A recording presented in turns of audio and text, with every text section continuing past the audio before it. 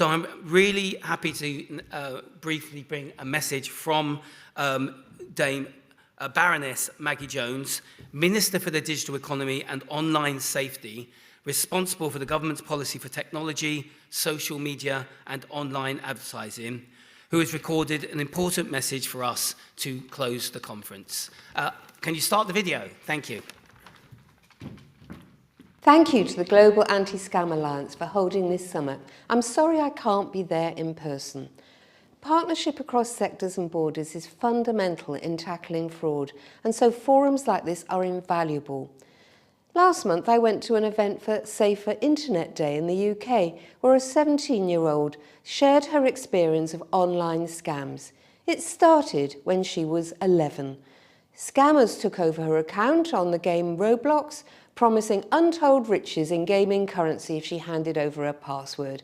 She also sees offers of jobs in exchange for card details and modelling contracts if children would just share a few photos. Her message was clear: we need your help to protect us from this threat. She's right to call it a threat. I hear from people of all ages who lose so much to scams: money, privacy, confidence. People duped into buying fake concert tickets, tricked by deepfakes that mimic prominent public figures, scammed out of a lifetime of savings into fake investment schemes. We cannot let this go on. As you've heard from Lord Hanson, fraud is a top priority for the UK government. Our plans for an expanded fraud strategy show that. In my department, I see how emerging technologies are a double-edged sword. On the one hand, they give criminals new ways to trick victims, but on the other, they give us new solutions to detect fraud and root it out. Our role is to stop the former and make the most of the latter, working closely with tech and telecoms companies. The Online Safety Act has a crucial role to play. Last week, after years of hard work from Ofcom, businesses, civil society and Parliament, duties requiring platforms to tackle illegal content came into force. Social media platforms and search engines will have to take urgent action to deal with fraud on their sites.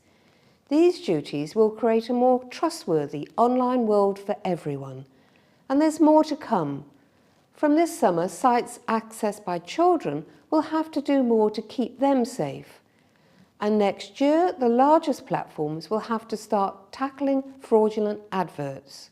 We must also continue to partner with industry to find creative ways to use technology to stop the fraudsters.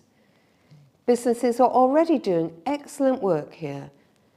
To call out just one example, telecoms companies proactively blocked hundreds of millions of fraudulent calls and texts each year, truly at the forefront of this fight.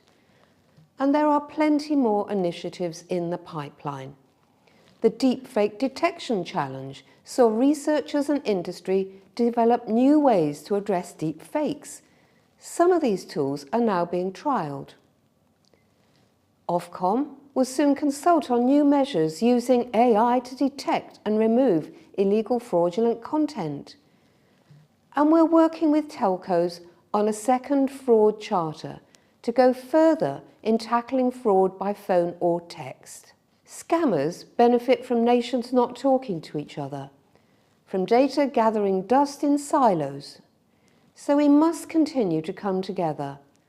The global signal exchange will be vital in joining the dots between data sources, bringing criminal supply chains out of the shadows. I'll end by returning to the 17-year-old ask, that we continue to protect people from this threat.